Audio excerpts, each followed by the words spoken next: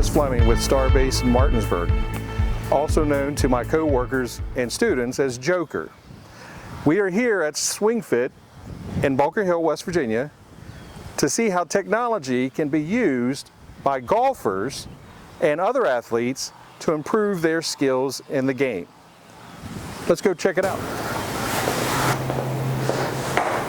Hey, John. How you doing, Chris? Good. Thanks for coming out. Hey, I'm glad you let me come in.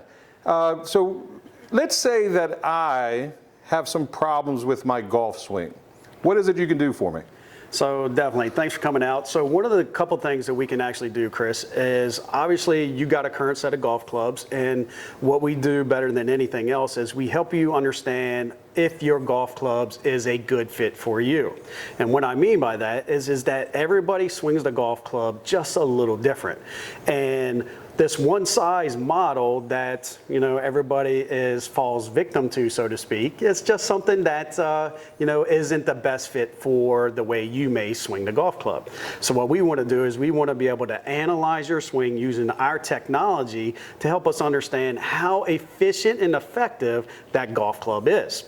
So we will know within 10 to 15 swings of you swinging whether or not how effective that club is performing for you, as well as we'll see things that we like and things that we don't like, that which will allow us to actually make a determination of what changes and alterations we would need to make to your existing gear, or whether we need to actually help you identify some new clubs to help you play a little bit better golf. Now, before this technology was developed, how did people know what club to swing?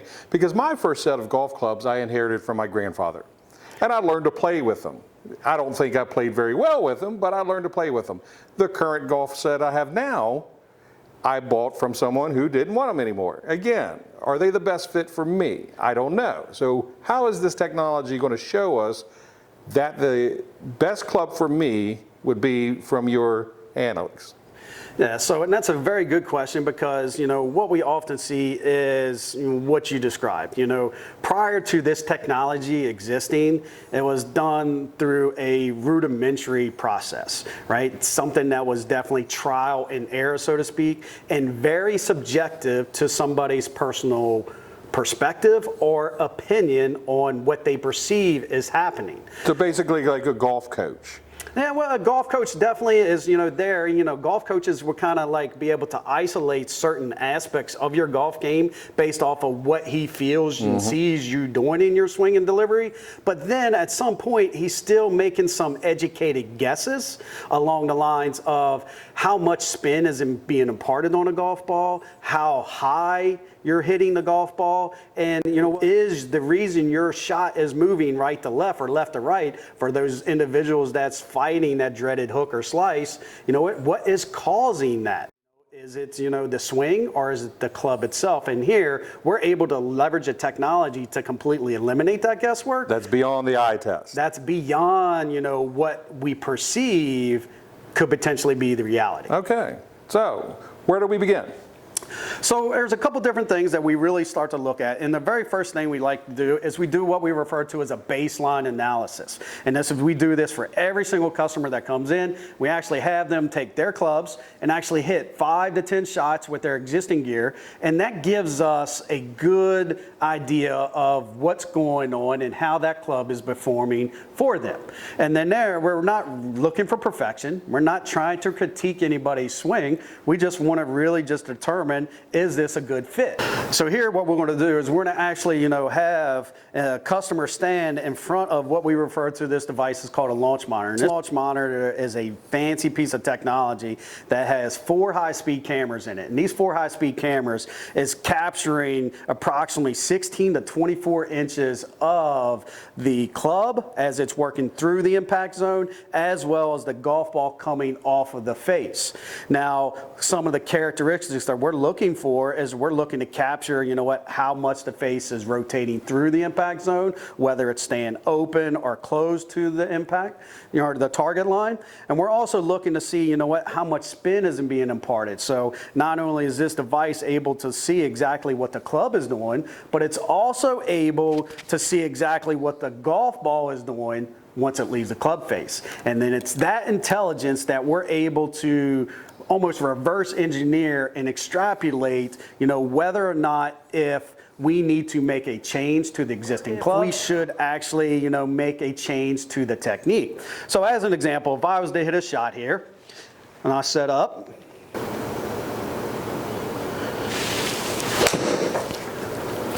it's a little offline, but should be able to use that. Let's see. So Chris, as I just showed you, and I was actually demonstrating what it would be like if we had a customer was actually missing to the left. So this is the data points that we actually look at in order to help diagnose whether or not what is causing that shot to miss to the left. Some of this kind of looks like maybe just like a foreign language to some, but for us, these numbers is just like music to our ears because we no longer have to guess. We can actually know for certain why that shot missed to the left. And when I look at some of these numbers, I can see that our path really wasn't all that bad, but when I'm looking at my face numbers, I can see that my face was actually excessively pointed that far to the left, and that's why that ball was veering offline. In order for that to get corrected, I know I can make a couple changes to the clubs, or I can actually, put a different club, with a different weight of a shaft, different grip, something that can slow down that face rotation. Because when we're talking about just the face being pointed at your target line, it's either going to be dead zero at the target, it can be a little closed, or it can be a little bit open. But depending on where that face is positioned at the moment of impact is going to determine not only where that ball initially starts, but also how much that ball is going to curve in that same direction. The more it's closed, the more the ball is going to curve offline. And once again, we do know that technique is responsible for 50% part of the equation, but we also know that the gear has a greater influence on how you swing and execute that said technique. So we made a couple changes and we corrected that, and we ordered to move that path just in that face a little to the right. We actually went in, we did a couple more swings, made a couple adjustments to the club, and now you can see that our face is just 3.3 closed versus before where we was 6.2 closed, and every single one of those shots when we look at those was dead on line, and it only missed its target by as little as 2.5 feet to the left, where coming in, we was 97 feet to the left. So that's a big change, and the data helped us get there. Okay. And without this, without this form of analytics, really, we just don't know where to correct it. I mean, is it the stance? Is it the club? Is it the way I'm swinging the ball? So this at least gives us some data, because here we have baseline. And where's the baseline coming from? And the baseline is definitely just, your original, what we refer to as a stock swing, right? So what you recorded as soon as I walked in here and took the first swing, that is where we're measuring it from. Right. That is your current, those are like your current ailments. The problems that's impacting you the most.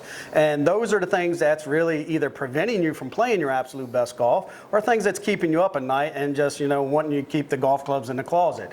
So here we want to actually, get those gloves out of the closet, give you a reason to go out and enjoy the sport, and help you know for certain, is it you? Or is it the clubs itself? So the technology after the swing with the cameras, we are able to make adjustments here, and it's showing the correction and the improvements.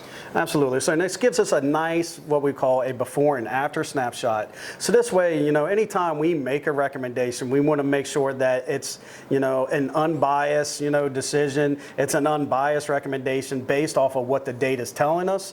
And once again, it's kind of a flip of a coin. It's part technique, part gear, but at least this here allows us to help you prescriptively address what part is the major culprit. And in this situation, it was definitely, it was a little bit more gear related. We had to actually, make a couple tweaks and adjustments to the clubs in order to get that shot to move back online. And a lot of the times, It all comes down to how that golf club feels in your hands. You know, look at it no different than a saxophone in a pristine, you know, musician's hands, right? He knows how to play that instrument better than anything, and he knows how that thing feels. A golf club is very much that same type of instrument in an athlete's hands. And a golf club that is built one way, how can it potentially fit, you know, your style of swing and my style of swing, because we're that vastly different on how we feel and perceive that golf club. We're talking about swing weight, we're talking about overall total weight, we're talking about the grips, right? The grips comes in many different flavors and sizes and shapes. So how a golf club feels in your hands could potentially trigger a neuro response that causes you to either close the face too soon or actually, you know, keep that face too open that could potentially prevent you from playing your absolute best. Okay, so once you have the analytics here and once you're able to identify the correct club for that customer, then where do you go? Then this gets into the actual, you know, the second phase of the process, and that is the build process. And this is, we've taken our time, we identified what we need to do. Now we got to actually build and assemble that golf club based off of those specs that we've identified. And here's where I would like to take you over to like our cabinet and really kind of show you some of the instruments that we use in order to assemble and build the golf clubs. All right, so Chris, as we talked about, the next phase of this is the actual build aspect of it, because there's so many different variables that come into play, such as loft, lie, swing weight, length of a club, the grip size, the total weight of it. So all of these we do know play a unique role with helping us achieve those certain outcomes.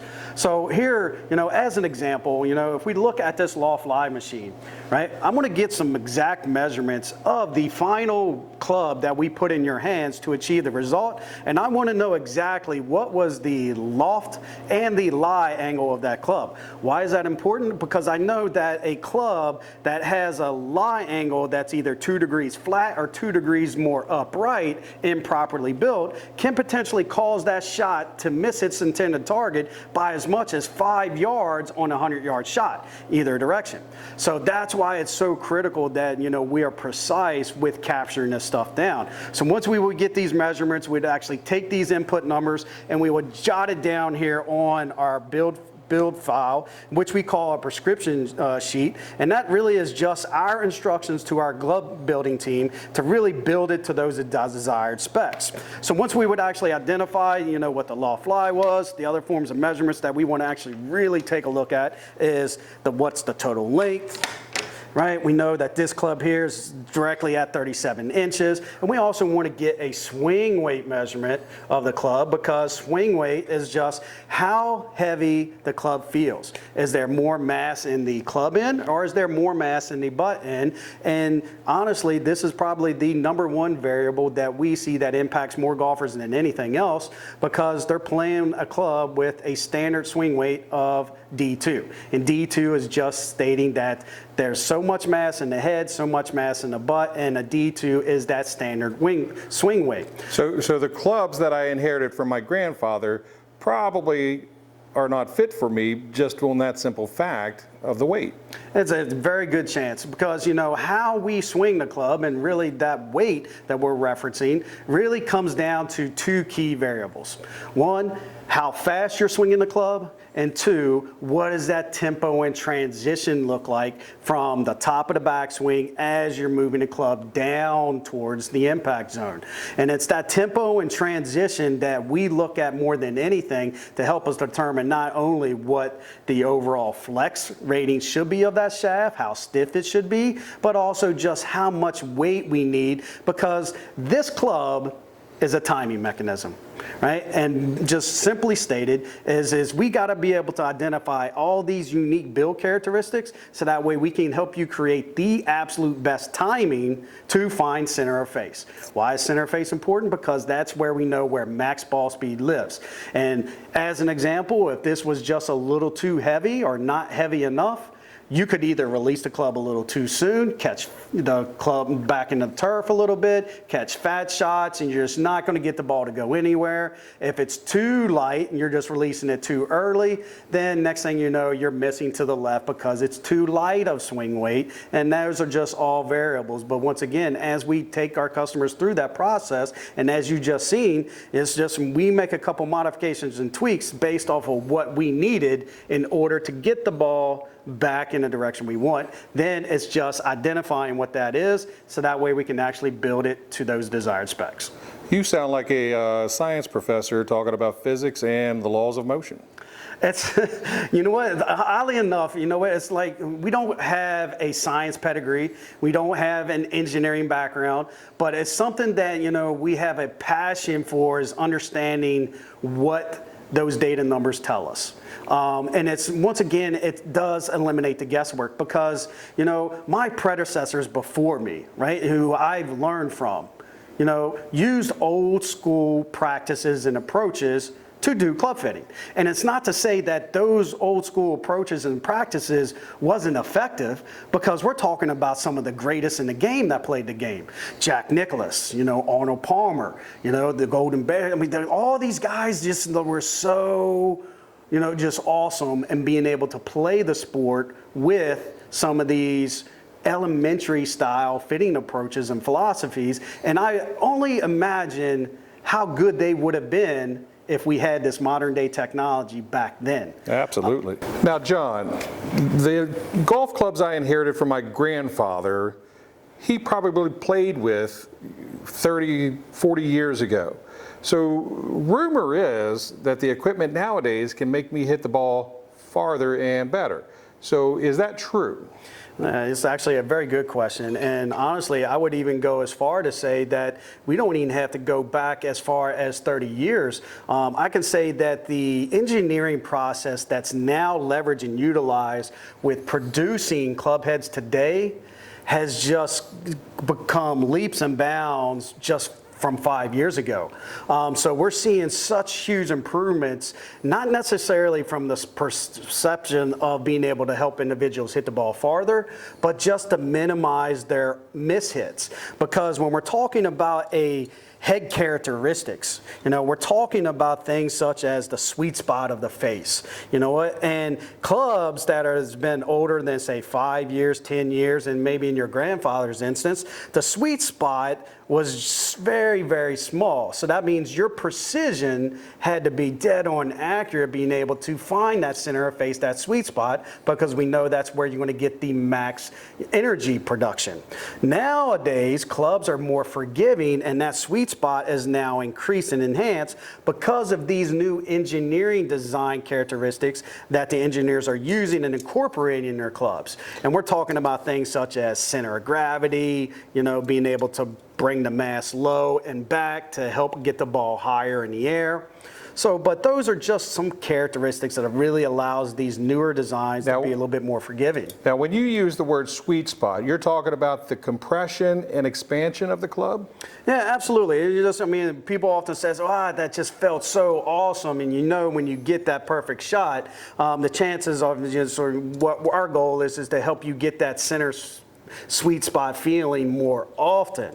And that's all we're really referring to, is just how effective and efficient that ball comes off, because in older heads, you know, a shot that's missed just a ½ inch to the toe or to the heel can have a reduction in as much as 7 to 8 mile an hour of ball speed. Now here's where the math kind of comes in this. We know for every mile an hour that we lose or gain, we're potentially losing 2.5 yards of distance. So let's compound that. We know that if an 8-yard penalty stroke of missing to the toe or the heel, we're looking at a potential reduction of almost 20 yards of distance just by not being perfect. Then the new designs, if you miss that off, your reduction is far less, and you might only suffer 1 to 2 mile an hour, where before it was that 6 to 8 mile an hour. So it helps my score. Absolutely. So it just helps you be a little bit more forgiving. So this way, when we know we're not perfect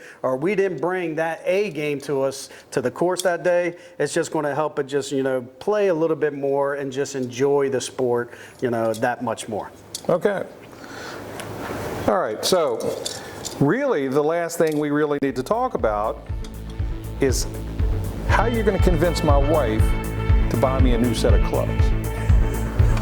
Well, that's a good question. That's something that, we're not in the business of marriage counseling and helping our customers out. But Chris, that's something definitely we can help you prepare and take that back. Because if it makes you, a happy guy out on the golf course and you're coming home and you feel like you're equipped to, make that T-bone steak for us so that way you can enjoy it, then I think we can definitely help you out. All right, we're going to have to work on that. All right, so we want to thank John here at Swing Fit in Bunker Hill, West Virginia, for his help in giving us some insight in the technology used through athletes in improving their sports and their game. Thank you.